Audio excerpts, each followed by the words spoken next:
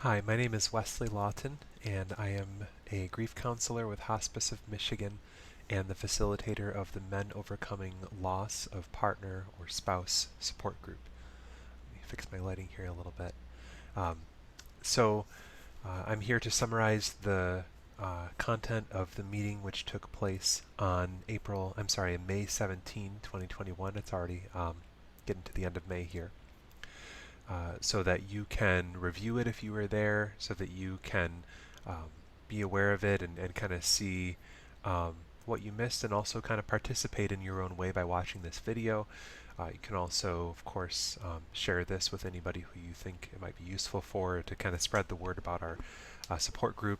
I haven't reviewed this in a little while, but our support group is no cost and it's available virtually or in person to anybody within driving distance of Clinton Township, which is where I work and where I host that group.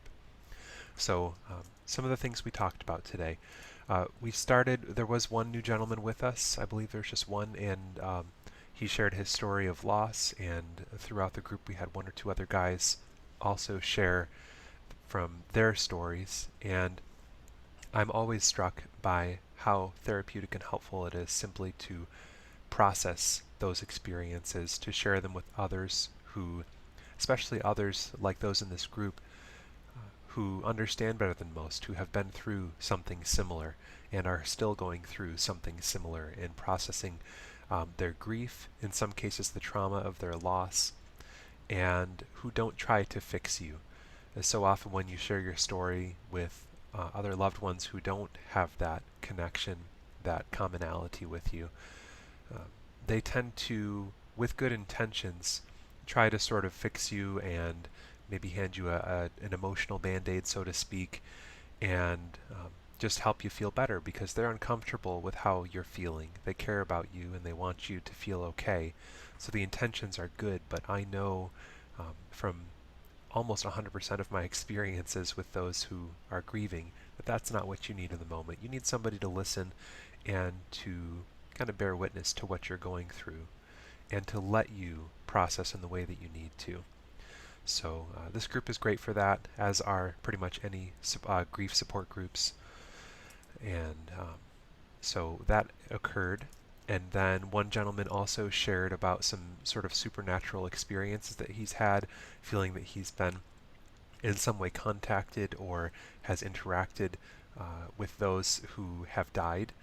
And as I always say, or as I've been saying for quite a while, I've heard too many stories from people who seem to me to be perfectly sane about those kinds of experiences to completely discount their validity. I am very much open to more than the empirically measurable experiences that we encounter in our day-to-day life. And I don't feel qualified to judge what is legitimate, what is placebo, what's in your mind, what is real. And as a counselor, those are not the interesting or important questions to me. What's important to me is, what did that mean to you? Was it a comforting or a disturbing experience? And what feeling or what sort of message or thought did you get from that experience? I'm also pretty careful to encourage people not to go chasing those kinds of experiences, because assuming that they are legitimate and real, I don't know how we could make them happen, how we could force them to happen. And even if we could, I feel that that could take away from the present life that we're living and trying to make the most of the years that we have left, always chasing after experiences with people who have died. I don't think that that's the life that most of us really are aiming for, as comforting as they can be. And yet, when they occur, if they occur in your experience, um, there's nothing wrong with being thankful for that and finding comfort in that and holding on to those experiences and memories as a connection to your loved one. That's my view on it. Those are the kinds of things that I try to encourage. I feel that it's pretty simple and practical and open and encouraging, and yeah, just pushes people towards kind of getting what they want, which is a life with meaning and um, happiness and fulfillment and connection with people who are around them. So And there are others. There was one person who shared those experiences, and there were a couple of others who had some similar kinds of experiences that they simply couldn't explain in ways that they could prove. Um, we talked quite a bit, and this is what I want to focus on mostly in this video, about coping with hopelessness. There was one gentleman who he was feeling pretty hopeless most of the time, and he expressed that in the group, and I'm honored, and we were all honored by the fact that he was able to share those things.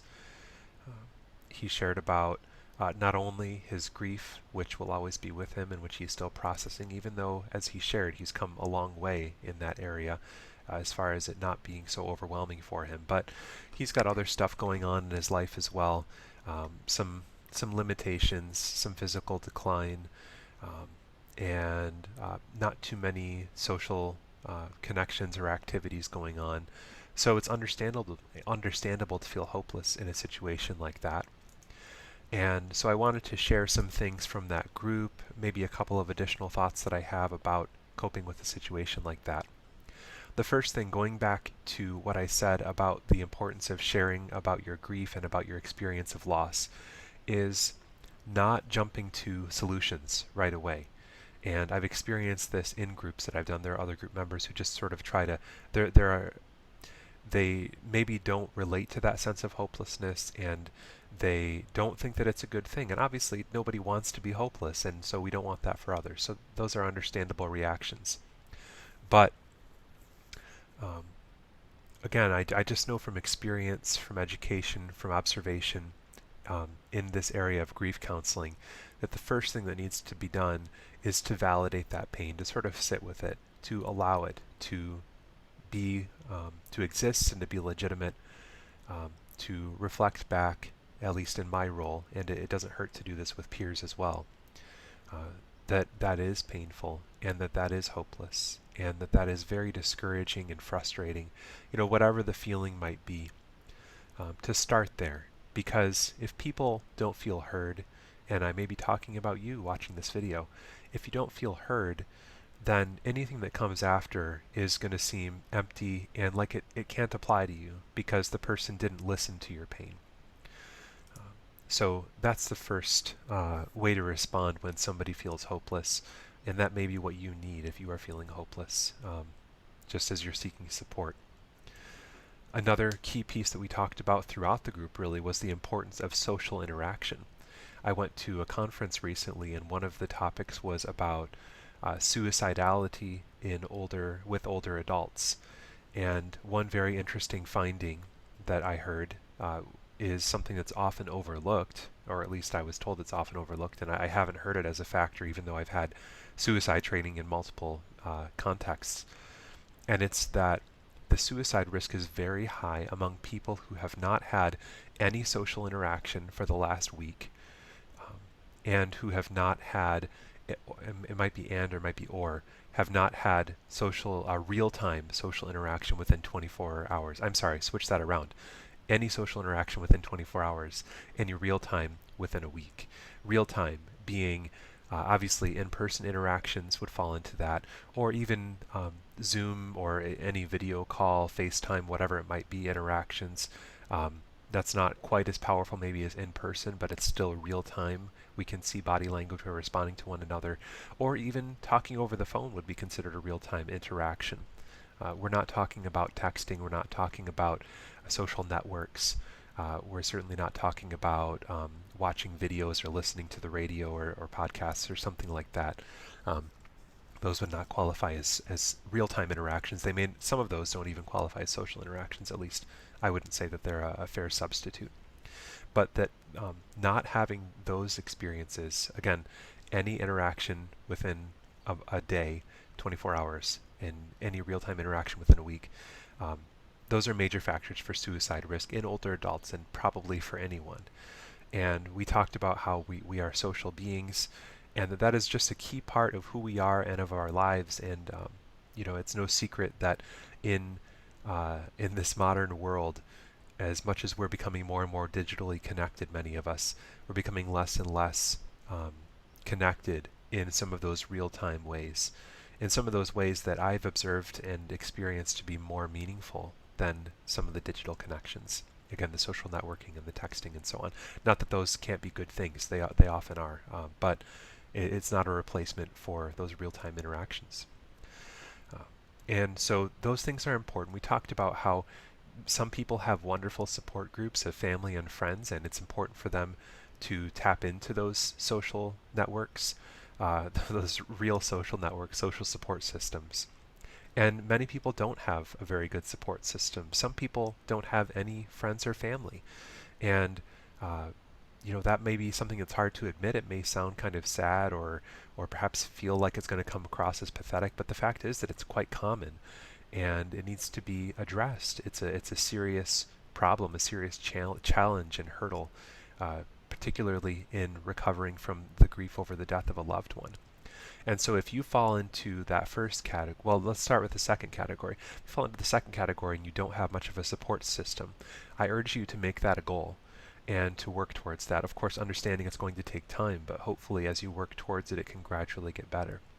There are many, of course, groups in community centers, churches and other places of worship. Libraries are often community hubs.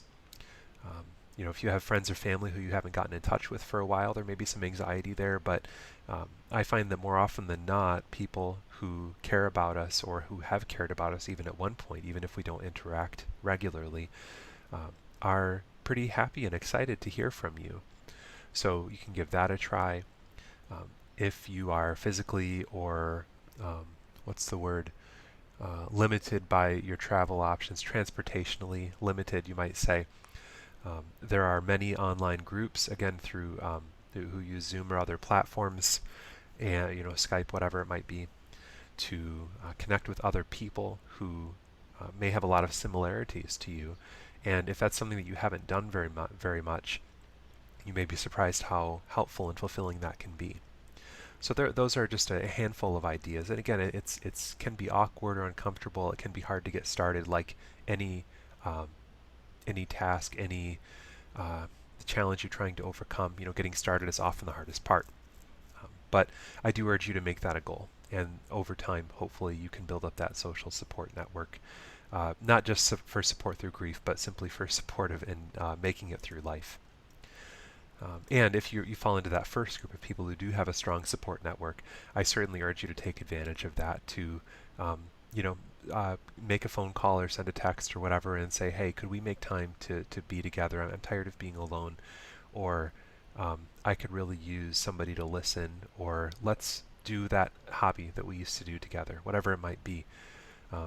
Not only for your own well-being, even though that's probably the biggest reason, but also for those who may not have a strong support system. They may give anything to have that already in place, and so you can honor them also by making the most of it.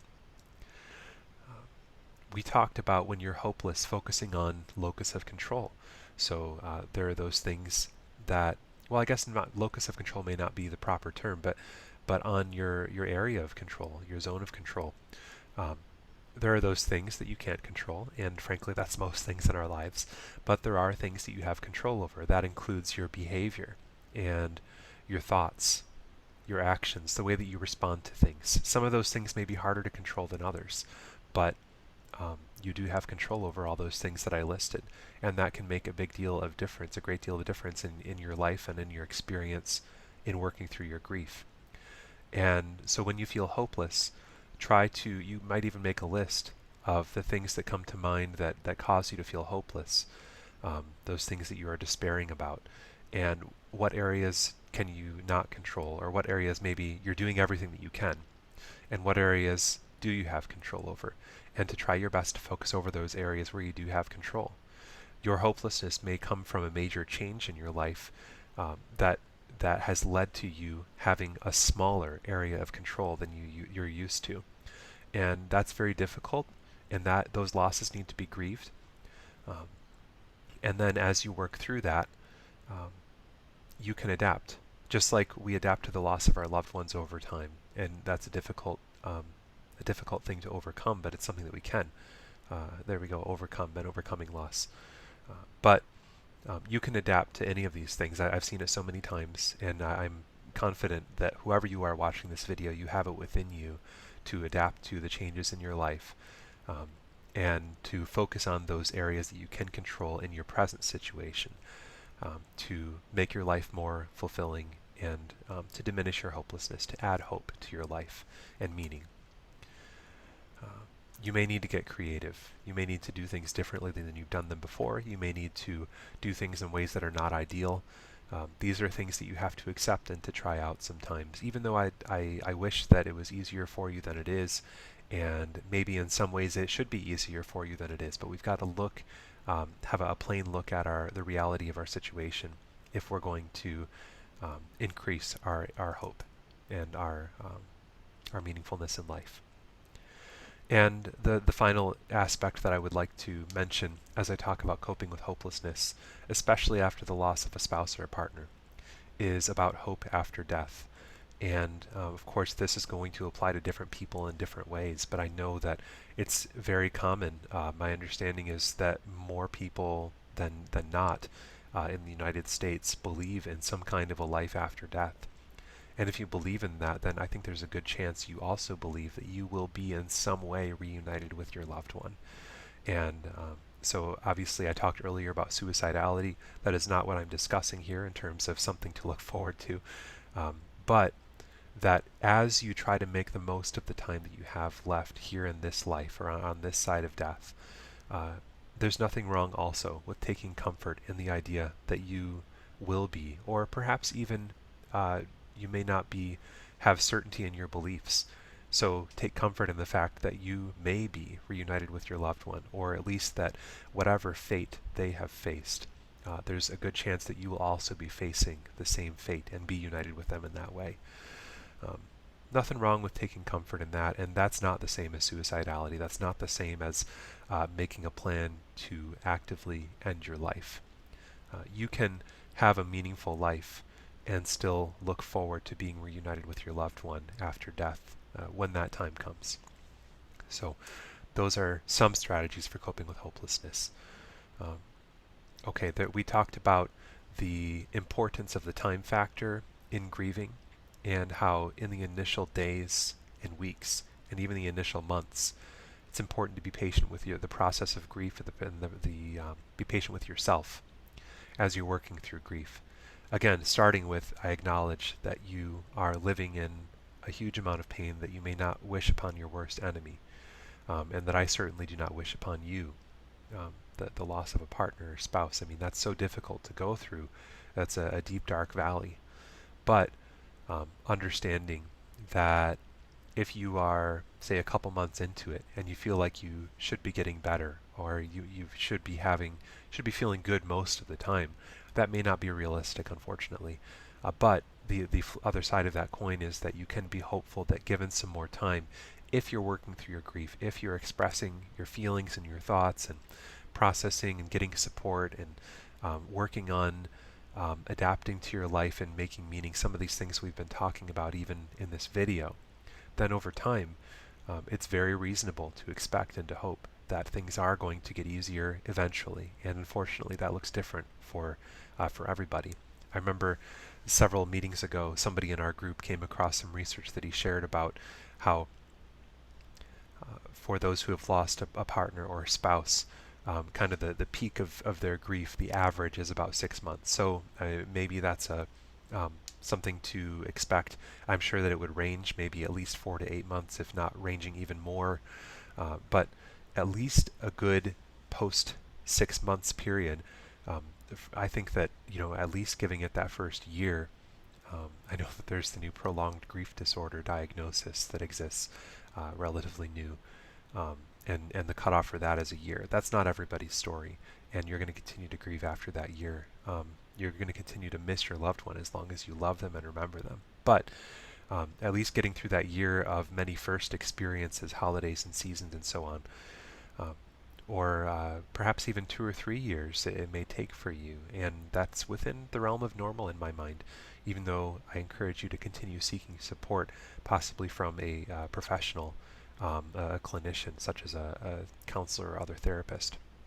Anyway, this has been kind of a long run on thought, but just the importance of being patient. And also understanding that time alone does not heal all wounds. As I have shared before, I've talked with people who lost their loved one 2 years ago, and you would think that it was 2 weeks ago when you bring it up because they work so hard at avoiding or staying busy to distract themselves from their grief. And so there's more than one right way to grieve, but the thing that I caution everybody against is not to be constantly avoiding your grief. You've got to face it. To um, Alan Wolfelt has said, he's an author and a speaker and kind of a grief expert, embracing the pain of your grief. And I'm not sure if I would use the word embracing, but we've got to um, look at it for what it is. And I would say, what's the word that I've used before? Familiarize yourself with the pain of your grief, to become familiar with it. And of course, that's easier said than done, but that truly is the only path forward. That's the only way to move forward, is to sort of get used to that pain feeling. And then the intensity of that pain diminishes. Again, you adapt to it, and it's not that you're constantly feeling it, excuse me, but it's that it becomes less overwhelming as you face it. When you try to outrun it all the time, it actually can be an even bigger factor in your life long term than if you face it and go through it. So anyway, enough said about that. Again, just to review, the time alone doesn't heal all wounds, and it's important to be patient with the process of grief and patient with yourself as you work through it. Okay, we talked about survivor's guilt. There was somebody in the group who had the same disease as his wife, and his wife died, and he recovered. And so a very understandable situation to experience what's called survivor's guilt. Survivor's guilt is not a rational kind of guilt. I can't really think offhand of a situation where it would be rational, where you survived and they did not. But it's still very real. And again, going back to, the conversation of the pain and grief, we've got to validate and legitimize that guilt. Just because something isn't rational, this is true about most aspects of grief. It's often not a rational thing. It's not something that you can put together like a puzzle, but it's something that is felt and experienced. So just because you can't explain it rationally, you can't prove to somebody why it's logical to feel these things, that doesn't make the feeling any less real or important or valid. So that survivor's guilt, that guilt is there and it needs to be addressed. I guess the reason I keep coming back to this is that if you just look at it from a strictly rational point of view, what you're probably going to do, and what I've seen people do, is to say, I shouldn't be feeling this guilt, therefore I'm going to ignore it, I'm not going to express it in any way. But this guilt needs to be expressed, it needs to be named, it needs to be dealt with. And that has to do with seeing it as legitimate, with reminding yourself of the other realities, of the fact that you didn't have control over the situation, over her death, and so there's nothing for you to feel guilty about. Of course, that's a rational view, or his death, as the case may be. And about how your loved one, what that person may be saying to you, if they were watching over you and watching you go through this survivor's guilt. These kinds of reassurances over time can help with the guilt, but you've got to see it as a real legitimate thing to start with. And also, as we experienced in the group, this guy shared about his survivor's guilt, and others said, yeah, I've felt that too. And there is a lot of power. Most of us are aware of the sort of the Me Too movement, which took place, which kind of reached its peak several years ago and has become ingrained in our society. And there's power in hearing, yeah, me too. I know what you're talking about. I may not completely understand since it's a different situation, but I know what you're saying, and I felt some of those same feelings. There's a lot of power and healing and solidarity in that. And so don't underestimate that, and that's, again, why we offer these groups and why it can be so helpful. And it was helpful last Tuesday. Finally, this is a little bit longer video than usual, so thanks for bearing with me, but we talked about memories, about cherishing memories, and some guys simply shared some stories, and that led to some smiles and laughter, which is always good things and precious things when you're grieving. And we talked about the Shakespeare quote of, better to have loved and lost than never to have loved at all.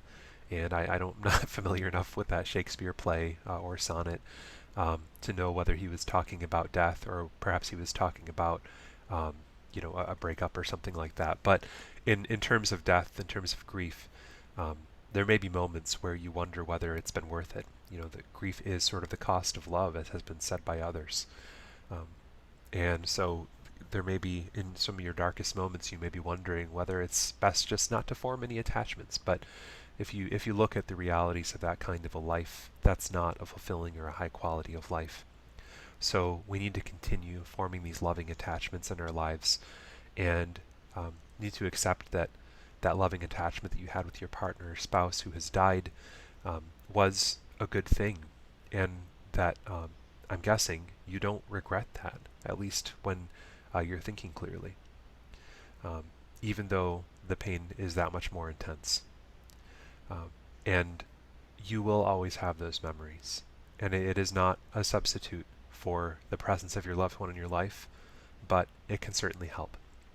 And as I shared in the group, it always blows my mind when I hear about somebody thinking about what their loved one would be saying to them, or about perhaps something they did say to them before death, or about a memory that brings them comfort.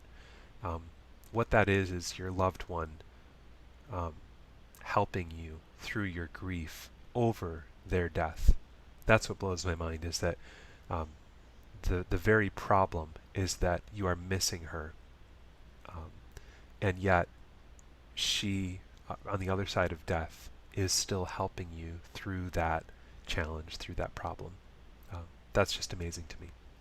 And I think it's something that we shouldn't take for granted if that's something that's available to you, those memories. So don't underestimate those memories either. So that's all that I've got for you today. We meet the third Tuesday of every month from 6 p.m. to 7:30 p.m. And you can find out more info on our website, which is www.hom.org. HOM is for Hospice of Michigan. www.hom.org, or arborhospice.org as well, is a hospice that we're very closely affiliated with and connected with in this group as well. So you can find out info at arborhospice.org as well.